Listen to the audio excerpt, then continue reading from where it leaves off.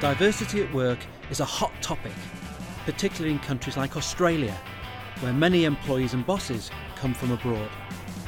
Up to now, attention has rightly focused on fairness and equality. But there's another side to the story. Having a more diverse workforce can create real benefits. So what's the best way for companies to reap them?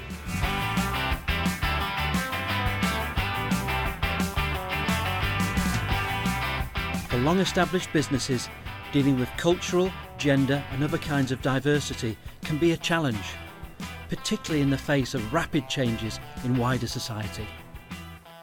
Communal expectations have shifted.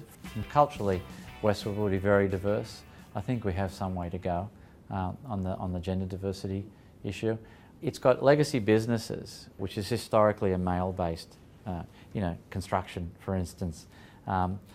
But then if you would balance it with our technology side, it's much more gender-based, it's much younger population.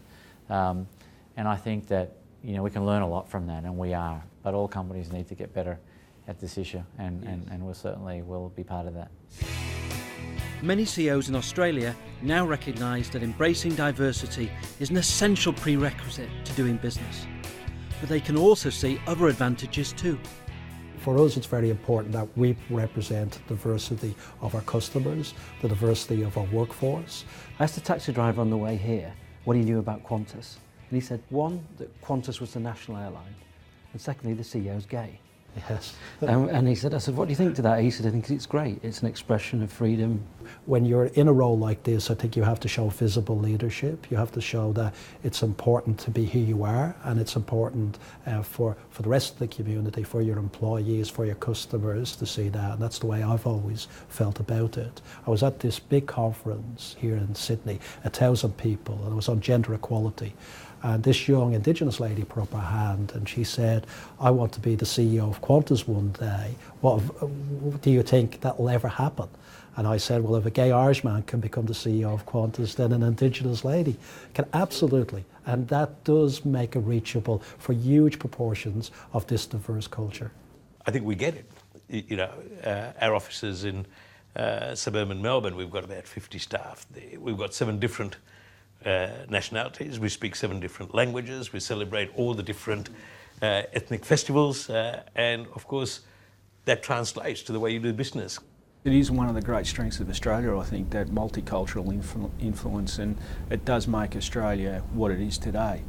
So we do our best to make sure that we have got diversity, but diversity of thought is the really important thing, and that's what we're driving at. And for many bosses, that is the most important goal. They believe that a more diverse leadership and more diverse companies produce better results. Diversity of opinion and perspective around a table enables you to see all the different angles on an opportunity, and you make better decisions. So it's the right thing to do, but it's a smart thing to do. Is there a danger of being too diverse? Because at the end of the day, you have to marshal this diverse talent to make things happen. I think that's the fun part. It's the fun part, yeah, because you have a lot of different perspectives, and a great team will learn from all those different perspectives, and you start to get richer and richer views every time you get together to have a conversation. So diversity in views and in execution. Yeah.